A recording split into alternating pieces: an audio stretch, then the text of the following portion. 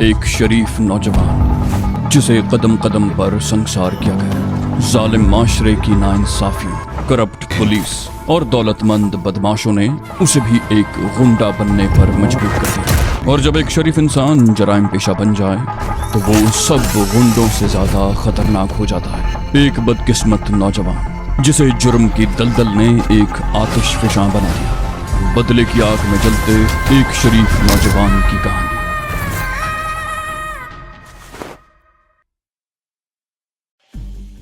लाहौर के सरहदी कस्बे से तकरीबन निस्फ मील दूर ऊंचे टिब्बे पर वाक़े उस पुरानी हवेली को पुलिस ने घेरे में ले रखा था। हवेली के चारों तरफ बरगद, पीपल और नारियल के दरख्तों की बहुतात थी और ये पुरानी हवेली मुकम्मल तौर पर इन दरख्तों में कैमोफ्लेज थी। टिब्बे के चारों तरफ धान की लहलहाती हुई फसलें थीं। पूरी फजा धान की महक से रची हुई थी। एक कच्चा रास्ता हवेली से कस्बे की तरफ चला गया था।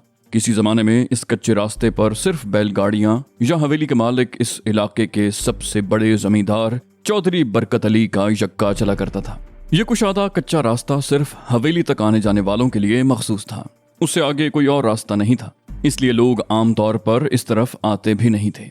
हवेली की अकबी समत में तकरीबन 200 गज के फासले पर वो लकीर थी जो पाकिस्तान को भारत से अलग करती थी। सरहद की निशानदही के लिए थोड़े थोड़े फासले पर छोटी छोटी बुर्जियां बनी हुई थीं। इन बुर्जियों के साथ साथ सरहद के दोनों तरफ कच्चे रास्ते थे। सरहद के मुतवाजी ये रास्ते सिर्फ इतने चौड़े थे कि उन पर सिर्फ जीप ही चल सकती थी। भारत और पाकिस्तान के रेंजर्स के जवान उन जीपों पर सरहद के साथ साथ गश्त करते रहते थे। सरहद के दूसरी तरफ तकरीबन 1 मील के फासले पर सिखों का एक छोटा सा गांव था और शुनीद ये थी कि सरहद पर रेंजर्स के गश्त के बावजूद दोनों तरफ के सरहदी देहातों के लोग एक दूसरे के यहाँ आते जाते थे। 1947 में जब पाकिस्तान मार्ज़े वजूद में आया था तो सरहद के इस तरफ आबाद सिखों ने हिंदुस्तान के मुख्तलिफ इलाकों से हिजरत करके आने वाले मुसलमानों के काफिलों को खूब जी भर के लूटा। मुसलमानों पर इतना जुल्म शायद कभी न हुआ हो। ये लोग न सिर्फ मुसलमानों के काफिलों को लूट लेते बल्कि कत्ल गारत की ऐसी ऐसी दास्तानें रकम हुई जिन्हें आज भी पढ़कर रोंगटे खड़े हो जाते हैं। बूढ़ों, बच्चों और जवानों को इस तरह बेदर्दी से मौत के घाट उतारा जाता था कि वहां के खेत उनके खून से सैराब हो जाते। मासूम और शीरखार बच्चों को माओं की छातियों से छीनकर उन्हें टांगों से पकड़कर इस तरह चीर दिया जाता जैसे कोई नाराज बच्चा अपनी गुड़िया को तोड़कर फेंक देता है। जवान और हसीन लड़कियों को उनके माँ बाप और भाइयों के सामने नंगा करके उन्हें बेआबरू किया गया। गैंग रेप के ऐसे ऐसे मनाजिर देखने में आए कि रूह तक कांप उठी। मासूम जवानियों की चीखों से आसमान कांप उठा था, जमीन थर्रा गई थी, मगर उन दरिंदा सिफत पर उनकी चीखों पुकार का कोई असर नहीं हुआ था। मासूम और बेगुनाह जवान लड़कियों को बेआबरू करके बेदर्दी से मौत के घाट उतार दिया जाता। उनकी लाशें खेतों में तड़पती रहती और उनके जख्मों से बहने वाला खून खेतों की जमीन को सैराब करता रहता। हिंदुस्तान से हिजरत करके आने वाले निहत्ते और बेसरो सामान मुसलमानों पर जुल्म सितम के पहाड़ तोड़ने वाले आज मुसलमानों की दोस्ती का दम भर रहे थे। सरहद पर रेंजर्स के गश्त के बावजूद दोनों तरफ से स्मगलिंग का सिलसिला जारी था। भारत को अनाज की कमी का मसला था। पाकिस्तान के सरहदी इलाकों में रहने वाले बेजमीर लोग दौलत की लालच में पाकिस्तान से बड़ी मिकदार में अनाज, घी, तेल और खुर्दनोश की अशिया भारत को स्मगल कर रहे थे। चौधरी बरकत अली उस इलाके का नामी गरामी जमींदार था। कई मुरब्बा अराजी थी जो हिंदुस्तान की सरहद पर फैली हुई थी। सुबह वो सफेद घोड़ी पर बैठकर अपनी जमीनों के मुआयने को निकलता तो वापसी पर शाम हो जाती। चौधरी बरकत अली जितना जालिम और संगदिल जमींदार था उतना ही वो एक नेक और हमदर्द इंसान भी था। उसके मज़ारे उसके सामने आते हुए थर थर कांपते थे तो उससे खुश भी थे, क्योंकि जरूरत के वक्त यही जालिम और जाबिर जमींदार उनके लिए रहमत का फरिश्ता बन जाता था। चौधरी बरकत अली की एक हवेली गांव में भी थी, लेकिन वो ज्यादातर टिब्बे वाली उस हवेली में ही रहा करता था। उसका सबसे बड़ा बेटा उन दिनों तालीम के सिलसिले में विलायत गया हुआ था। एक बेटी थी जो शहर से मैट्रिक करने के बाद कॉलेज में दाखिला लेकर वहीं हॉस्टल में रह रही थी। गांव से पक्की सड़क तक कई मील का रास्ता कच्चा था जिस पर सिर्फ बैलगाड़ियां और ट्रैक्टर ट्रॉलियां ही चलती थीं। उस जमाने में बहुत कम जमींदारों के पास मोटरें थीं, अलबत्ता यक्के सबके पास थे जो खूब सजे सजाए होते थे। गांव से शादीपुर तक कच्चे रास्ते पर सफर करने के दौरान इतनी मिट्टी उड़ती कि मंजिल पर पहुंचकर सफर करने वाला अपने आप को पहचानने से इनकार कर देता। इलाके में चौधरी बरकत अली के कुछ दोस्त थे तो दुश्मनों की तादाद भी कम नहीं थी। गांव के ही एक जमींदार से जमीन के एक टुकड़े पर उसकी मुकद्दमेबाजी चल रही थी। वो दोनों जमीन की कीमत से कई गुना ज्यादा मुकदमे पर खर्च कर चुके थे, लेकिन कोई भी उससे दस्तबरदार होने को तैयार न था। दूसरे जमींदार सिराज की हवेली भी उसी गांव में ही थी। चौधरी बरकत अली गांव की हवेली छोड़कर टिब्बे वाली हवेली में सिर्फ इसलिए रह रहा था कि चौधरी सिराज से आमना सामना न हो। लेकिन बाज लोगों का ख्याल था कि चौधरी बरकत अली अनाज की स्मगलिंग में मुलव्विस था और इसीलिए टिब्बे वाली हवेली में रह रहा था, क्योंकि वहां से सरहद बिल्कुल सामने थी और इधर का माल आसानी से उधर पहुंचाया जा सकता था। यह आज से 15 साल पहले की बात थी। चौधरी बरकत अली की बेटी भी सर्दियों की 10 दिन की छुट्टियों में गांव आई हुई थी। फैसलाबाद से चौधरी बरकत अली का एक दोस्त रशीद भी अपनी फैमिली के साथ हवेली का मेहमान बना हुआ था। रशीद का फैसलाबाद में साबुन का कारखाना था। उसके 4 बच्चे थे। सबसे बड़ी बेटी, जिसकी उम्र 22-23 साल रही होगी, उससे छोटा लड़का था और फिर 2 लड़कियां थीं। रशीद अपनी बेटी के रिश्ते के लिए चौधरी बरकत अली के बेटे के चक्कर में था, जो आला तालीम के लिए बाहर गया हुआ था। वो दिसंबर की एक ठिठुरती हुई रात थी। आसमान बादलों से ढका हुआ था। किसी भी वक्त बारिश शुरू हो सकती थी। ठंडी हवा के झोंकों से सर्दी पहले ही बढ़ गई थी और बारिश के बाद तो सर्दी के मजीद बढ़ जाने का इम्कान था। रात के 10 बज रहे थे। खाना खाने के बाद चौधरी बरकत अली और उसकी बीवी और रशीद और उसकी बीवी एक कमरे में बैठे अपने बच्चों के रिश्ते के बारे में बातें कर रहे थे। रशीद का बेटा अपने कमरे में सो चुका था। अलबत्ता चौधरी की बेटी और रशीद की बेटियां एक ही कमरे में लिहाफों में दुबकी बातें कर रही थीं। जब पुराने दोस्त मुद्दत बाद मिलते हैं तो आमतौर पर रातें गपशप में जाकर गुजरती हैं। यही सूरत हाल कुछ उस हवेली में थी। बात से बात निकल रही थी, कहे कहे लग रहे थे, पुरानी यादें ताज़ा हो रही थीं। वक्त गुजरने का किसी को एहसास नहीं रहा था। रात आधी से ज्यादा गुजर चुकी थी। हवेली के बाहर भी नौकरों के लिए 2-3 कच्चे मकान थे। बाज नौकर हवेली के अंदर भी रहते थे जो सो चुके थे। गालिबन 2 बजे का वक्त था। दफतन हवेली के बाहर शोर की आवाज सुनाई दी। औरतों और बच्चों की चीखें आसमान को छू रही थीं। इनमें मर्दों की चीखें भी शामिल थीं। लगता था जैसे किसी दुश्मन ने हमला कर दिया है। 65 की जंग में भी आधी रात को कुछ ऐसा ही शोर उठा था, जब भारत की फौजों ने अचानक ही रात की तारीकी में पाकिस्तान की सरहद पर हमला कर दिया था। ये शोर कुछ अजीब सा था। दोनों मुल्कों के ताल्लुकात बड़ी हद तक मामूल पर आ चुके थे और किसी जंग का कोई इम्कान नहीं था। रशीद ने सवालिया निगाहों से चौधरी बरकत अली की तरफ देखा। ये शोर कैसा है? उसके लहजे में हल्का सा खौफ था। चौधरी बरकत बोला, देखता हूँ क्या बात है। मवेशी चोरों के गिरोह रात को वारदातें करते रहते हैं। हो सकता है मज़ारों ने किसी को मवेशी चोरी करते देखकर शोर मचा दिया हो। चौधरी बरकत अली कमरे से बाहर आकर नौकर को आवाजें देने लगा। नूरे, ओए नूरे, कहाँ हो तुम? बाहर शोर कैसा है? नूरा हवेली के एक कोने से दौड़ता हुआ आया। बोला, चौधरी जी, डाकुओं ने हवेली पर हमला कर दिया है। इससे पहले कि चौधरी बरकत अली कुछ कहता, 2-3 आदमी हवेली की दीवार फांद कर अंदर आ गए। उनके चेहरों पर ढाटे बंधे हुए थे। हाथों में ऑटोमेटिक राइफलें थीं। दीवारों से कूदते ही उन्होंने अचानक अंधाधुंध फायरिंग शुरू कर दी। पहली गोली नूरे को लगी, जो चीखता हुआ वहीं ढेर हो गया। चौधरी बरकत अली ने भागकर कमरे में घुसने की कोशिश की, मगर 2 गोलियों ने उसे भी दरवाजे के बाहर ही ढेर कर दिया। रशीद, उसकी बीवी और चौधरी की बीवी शोर मचाने लगे। दूसरे कमरे से लड़कियों के चीखने की आवाजें भी सुनाई दे रही थीं और फिर फजा गोलियों की तड़तड़ाहट से गूंजने लगी। हमलावर कमरों में घुस कर इंसानों को मौत के घाट उतार रहे थे। वो तकरीबन आधे घंटे तक गोलियां बरसाते रहे।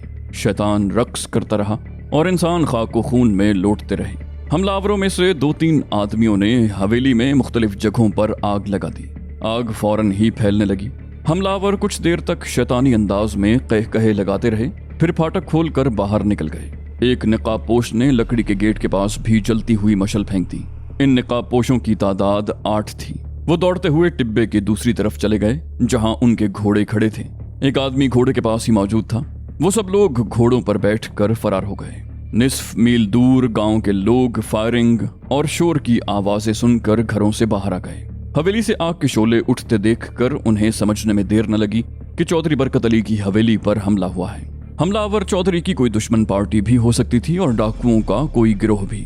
कुछ लोग बंदूकें, लाठियां और कुल्हाड़ियां उठाकर हवेली की तरफ दौड़ पड़े। हवेली तक पहुंचने में चंद मिनट लग गए। हवेली के बाहर वाले मकानों में रहने वाले मज़ारे इधर उधर भागते हुए शोर मचा रहे थे। गांव से आने वाले लोग भी हवेली से दूर ही रुक गए। हवेली में लगी हुई आग ने उन्हें आगे बढ़ने से रोक दिया था। आग बुझाने का कोई इंतजाम नहीं था। बाल्टियों से पानी डालकर ये आग नहीं बुझाई जा सकती थी। लेकिन फिर अचानक बारिश शुरू हो गई। पहले मोटी मोटी बूंदें गिरना शुरू हुईं और फिर मूसलाधार बारिश होने लगी। गांव से आए हुए लोग बरगद और पीपल के दरख्तों के नीचे खड़े होकर बेबस नजरों से जलती हुई हवेली को देख रहे थे। शोले आसमान से बातें कर रहे थे, लेकिन 10-15 मिनट के बाद शोलों की बुलंदी कम होने लगी। तेज और मूसलाधार बारिश हवेली की आग बुझाने में मददगार साबित हो रही थी। तकरीबन 2 घंटों की मुसलसल बारिश से हवेली की आग बुझ गई। अलबत्ता कहीं कहीं से धुआं अब भी उठ रहा था। गांव से आए हुए लोग अब भी हवेली से दूर दरख्तों के नीचे खड़े थे। हवेली की तरफ से ढलान पर पानी सैलाब की तरह बह रहा था। बारिश तकरीबन आधा घंटा और उसी शद्दोमत के साथ जारी रही और फिर उसका जोर टूटने लगा। गांव वालों ने यह देखा था कि बारिश के दौरान या उससे पहले कोई ज़ीरू हवेली से बाहर नहीं आया था, और अब जबकि बारिश का जोर टूट चुका था, चंद आदमी दरख्तों के नीचे से निकलकर टॉर्चों की रोशनी में हवेली की तरफ बढ़ने लगे। टॉर्चों की रोशनी में उन्होंने जली हुई हवेली में जो कुछ देखा वो उन्हें हवास बाख्ता कर देने के लिए काफी था। हवेली के सहन में और मुख्तलिफ कमरों में 12 इंसानों की लाशें पड़ी हुई थीं। बाज लाशें आग में जलकर राख हो चुकी थीं और बाज अध जली थीं। गोश्त जलने की बू चारों तरफ फैली हुई थी। हवेली के दरवाजे और खिड़कियां मुकम्मल तौर पर जल चुकी थीं। अगर बारिश न होती तो हवेली मुकम्मल तौर पर जलकर राख हो चुकी होती।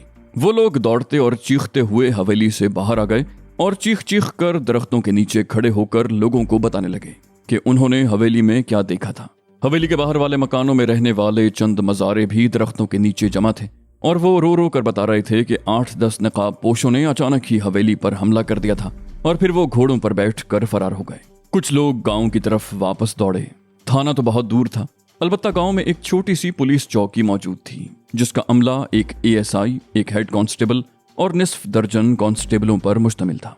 लेकिन जब वो लोग पुलिस चौकी पहुंचे तो पता चला कि एएसआई घर पर ख्वाब खरगोश के मजे ले रहा था। हेड कांस्टेबल भी चौकी से मुल्हिक कमरे में सो रहा था और ड्यूटी पर मौजूद 2 कांस्टेबल कुर्सियों पर बैठे ऊँग रहे थे। एक आदमी ने एक कांस्टेबल को झंझोड़ते हुए कहा, संतरी बादशाह, उधर चौधरी बरकत अली की हवेली में कयामत आ गई है और तुम लोग आराम से सो रहे हो। कांस्टेबल गड़बड़ा कर उठ गया और बदहवास निगाहों से इधर उधर देखने लगा। बोला, ओए क्या हुआ? ओए कौन आ गई है? कहाँ आ गई है? उस शख्स ने कहा, कयामत सुगरा आ गई है चौधरी बरकत अली की हवेली में। कांस्टेबल उठकर अपनी बेल्ट दुरुस्त करने लगा। बोला, सुगरा को तो इस गांव से निकाल दिया था, वो दोबारा यहाँ कैसे आ गई? फिर उसने अपने दूसरे साथी को भी जगा दिया। बोला, ओए शीदे उठ, सुगरा दोबारा यहाँ आ गई है। उसकी वजह से यहाँ कई लड़ाइयाँ हो चुकी हैं, इसलिए उसे गांव से निकाला गया था, अब वो फिर आ गई है। उस शख्स ने कहा, मैं उस सुगरा की बात नहीं कर रहा संतरी बादशाह, कयामत सुगरा की बात कर रहा हूँ। चौधरी बरकत अली की हवेली में 10-12 आदमियों को कत्ल करके आग लगा दी गई है। संतरी बोला, ओए मुंह अच्छा ना हो तो बात अच्छी कर लिया करो। चौधरी बरकत अली की हवेली में घुसकर कत्ल कौन कर सकता है? दूसरे शख्स ने कहा, आप चलकर देखो जी, थानेदार को जगाओ, वहां कयामत मची हुई है। कांस्टेबल ने दरवाजे के करीब आकर बाहर देखा। हल्की बूंदाबांदी अब भी हो रही थी। वो बोला, ओए बाहर तो मैं बरस रहा है। वो शख्स बोला, आप थानेदार को जगाएं जी। आधे घंटे की बहसो तकरार के बाद थानेदार को घर से जगा कर लाया गया। उसकी उम्र 40 से कुछ ऊपर ही थी। उसकी सारी जिंदगी पुलिस में गुजरी थी, लेकिन वो एएसआई के ओहदे से आगे नहीं बढ़ सका था। वो बड़ी मुश्किल से इन लोगों के साथ हवेली की तरफ जाने पर आमादा हो सका। 4 कांस्टेबल और एक एएसआई जब चौधरी बरकत अली की जली हुई हवेली में दाखिल हुए तो टॉर्चों की रोशनी में सूरत हाल का जायजा लेते ही उनके रोंगटे खड़े हो गए। एएसआई बोला, थाने से इंस्पेक्टर को बुलाना पड़ेगा और इंस्पेक्टर साहब को सुबह से पहले नहीं बुलाया जा सकता। इस दौरान कोई हवेली में दाखिल होने की कोशिश नहीं करेगा। एएसआई ने 2 कांस्टेबलों को वहीं छोड़ दिया और हवेली के बाहर वाले मकानों में रहने वाले 3-4 मज़ारों को पकड़ कर ले आया। इंस्पेक्टर सुबह 10 बजे से पहले नहीं आया था। इस दौरान गांव और आसपास की छोटी मोटी बस्तियों के लोग भी वहां जमा हो चुके थे। जली और नीम जली लाशें उठवा दी गईं। चौधरी बरकत अली का कोई रिश्तेदार गांव में नहीं था। लाहौर शहर में उसके दूसरे रिश्तेदारों को इत्तला दी गई और फिर उसके बेटे को भी लंदन में इत्तला भिजवा दी गई। चौधरी बरकत अली के रिश्तेदार यूं तो बहुत से थे, मगर सबसे करीबी अजीज एक चचाजाद भाई था जिसका ट्रांसपोर्ट का बिजनेस था। लाहौर से फैसलाबाद उसकी बसें चलती थीं। वो तो इत्तला मिलते ही रोता पीटता गांव पहुंच गया। दूसरे रिश्तेदार भी आ गए, मगर लंदन में ज़ेरे तालीम बेटा कई रोज के बाद ही पहुंच सका। चौधरी बरकत अली का बेटा सज्जाद माँ बाप और बहन के चिहलम तक गांव में रहा। फिर तमाम जमीनें अपने बाप के कजन चौधरी हमीद के हवाले करके दोबारा हुसूल तालीम के लिए लंदन वापस चला गया। 3 साल बाद वो लाहौर वापस आ गया।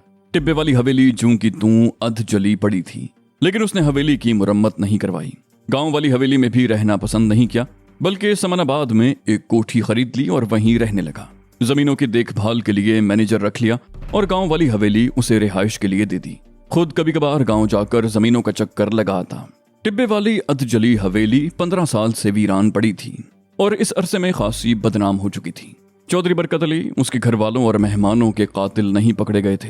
पुलिस ने पहले चौधरी सिराज को शुबे की बिना पर हिरासत में लिया, लेकिन चंद ही रोज के बाद उसे छोड़ देना पड़ा, क्योंकि जिस रात हवेली में 12 अफराद के कत्ल की ये वारदात हुई थी, उस रात चौधरी सिराज सियालकोट में था। लोगों ने उस अधजली हवेली की तरफ आना जाना छोड़ दिया। रात के वक्त हवेली में रोशनियां सी चमकती नजर आती, कभी कभी चीखों और कहकहों की आवाजें सुनाई देती। आम लोगों का ख्याल था कि इस हवेली में चौधरी बरकत अली, उसके अहले खाना और मेहमानों की रूहें भटकती रहती हैं, और बाज लोग ये समझते थे कि स्मगलरों ने इस अधजली हवेली पर कब्जा कर रखा है, और जिस रात वो लोग माल लेकर हवेली में आते हैं, उस रात हवेली में रोशनियां सी चमकती हुई नजर आती हैं। लेकिन बाद संजीदा किस्म के लोगों को इस बात का यकीन था कि हवेली में कोई आसेब वगैरह नहीं है, बल्कि सारा चक्कर स्मगलरों का चलाया हुआ है, ताकि लोग इस तरफ का रुख न करें। उन दिनों एक नया थानेदार आया हुआ था। वो अक्सर गांव की चौकी के चक्कर लगाता रहता था, और ये इत्तेफाक की बात थी कि जिस रोज वो गांव का गश्त करके जाता था, उससे अगले ही रोज हवेली में पुरस्कार किस्म की सरगर्मियां दिखाई देती। उस थानेदार के बारे में भी इलाके में बहुत किस्से मशहूर हो चुके थे। बाज लोगों को यकीन था कि वो स्मगलरों से मिला हुआ है। जिस रोज वो गांव का गश्त करके जाता था, उससे अगले ही रोज रात को हवेली में पुरस्कार सरगर्मियां दिखाई देती। थानेदार की आमदोरफ्त गोया स्मगलरों के लिए इशारा होता था कि लाइन क्लियर है। वो भी सर्दियों की ही एक रात थी, गालिबन 2 बजे का वक्त हो रहा होगा। अधजली हवेली में पुरस्कार सरगर्मियां दिखाई दी थीं, और फिर बड़ी खामोशी से पुलिस की भारी नफरी ने हवेली को चारों तरफ से घेरे में ले लिया। पुलिस वालों की तादाद 40-50 से किसी भी तरह कम नहीं थी। पुलिस की इस पार्टी की क़यादत एक डीएसपी कर रहा था, जबकि 2 इंस्पेक्टर भी थे। पुलिस वाले दरख्तों की आड़ लिए राइफलें संभाले होशियार खड़े थे। डीएसपी ने मुख्तलिफ समतों में खड़े 2 इंस्पेक्टरों को मखसूस सिग्नल दिए। चारों तरफ से पुलिस के जवान आगे बढ़ने लगे। वो लोग राइफलें ताने बड़ी एहतियात से आगे बढ़ रहे थे, और बिलाखिर वो हवेली से चंद कदम के फासले पर रुक गए। डीएसपी बरगद के एक दरख्त की आड़ में खड़ा था। दरख्त का तना इतना मोटा था कि उसके पीछे 4 आदमी आसानी से छुप सकते थे। लंबी लंबी जट्टाएं शाखों से ढकी हुई थीं। डीएसपी के हाथ में मेगाफोन था। वो कुछ देर तक हवेली की तरफ देखता रहा, फिर मेगाफोन का बटन दबाकर उसे होंठों से लगाते हुए बोला, ये हवेली चारों तरफ से पुलिस के घेरे में है। अंदर जो भी लोग मौजूद हैं वो हाथ उठाकर बाहर आ जाएं। ये पहली और आखिरी वार्निंग है। मैं 5 तक गिनूंगा। अगर तुम लोग बाहर न निकले तो हवेली पर धावा बोल दिया जाएगा। उसके साथ ही गिनती शुरू हो गई। 5 कहने के बाद भी खामोशी रही। डीएसपी ने चंद सेकंड इंतजार किया और फिर अपने मातहतों को सिग्नल दे दिया। पुलिस वाले अपनी अपनी कमीनगाहों से निकलकर हवेली की तरफ दौड़ पड़े, लेकिन वहां कुछ नहीं था। पुलिस वालों ने ताकतवर टॉर्चों की रोशनी में अधजली हवेली का कोना कोना छान मारा, लेकिन वहां कोई नहीं था। डीएसपी ने अपने करीब खड़े हुए इंस्पेक्टर की तरफ देखते हुए कहा, हैरत है, इत्तला देने वाले ने हल्फिया तौर पर कहा था कि स्मगलर इस हवेली में मौजूद हैं, लेकिन जहां तो किसी का नामो निशान तक नहीं है। इंस्पेक्टर ने कहा, हो सकता है ये इत्तला हमें गुमराह करने के लिए दी गई हो। डीएसपी ने उसे घूरा। क्या मतलब? इंस्पेक्टर बोला, मतलब ये कि हमें इस तरफ उलझा दिया गया और स्मगलरों की पार्टी किसी और तरफ से निकल गई हो। डीएसपी ने कहा, यह बात हलक से नहीं उतरती। स्मगलिंग की रोकथाम हमारा शोबा नहीं है। इसके लिए कस्टम्स और रेंजर्स मौजूद हैं। अगर स्मगलरों के किसी गिरोह को सरहद पार करना थी तो रेंजर्स को गुमराह करने की कोशिश की जाती। हमारा काम तो इलाके में अमन व अमान कायम रखना है। इत्तला देने वाले ने मुझे खास तौर पर इत्तला इसलिए दी थी कि ये हमारा इलाका है, लेकिन इंस्पेक्टर ने उसकी बात काटते हुए कहा, लेकिन इत्तला गलत साबित हुई, या हो सकता है वो लोग हमारे पास आने से पहले ही यहाँ से निकल चुके हों। डीएसपी ने कहा, हो सकता है। बहरहाल जवानों को वापसी का हुक्म दो। पुलिस के जवान हुक्म मिलते ही टिब्बे से उतरकर खेतों के दरमियान उसी पगडंडी पर चलने लगे जो बल खाती हुई वहां से तकरीबन निस्फ मील दूर सड़क तक चली गई थी। सड़क पर पुलिस के 2 ट्रक और 2 जीपें खड़ी थीं। गांव वहां से दाईं तरफ खासे फासले पर था। दोनों जीपें और दोनों ट्रक मुड़कर शहर की तरफ रवाना हो गए। ट्रकों में भरे हुए पुलिस वाले इस नाकाम छापे पर तबसरा कर रहे थे। एक कांस्टेबल कह रहा था, हमारे डिप्टी साहब को नंबर बनाने का बड़ा शौक है, हर इत्तला मिलते ही भाग उठते हैं। दूसरा कांस्टेबल बोला, बिला वजह रात जाया कर दी। तीसरे वाला अपने करीब बैठे हुए साथी की तरफ देखते हुए बोला, मुझे तो लगता है कि इन स्मगलरों को भी छापे की इत्तला मिल गई थी। वो लोग हमारे आने से पहले ही भाग निकले। हो सकता है वो माल लेकर सरहद पार कर गए हों। मेरा तो ख्याल है कि इलाके के थाने ही से उन्हें इत्तला मिली होगी।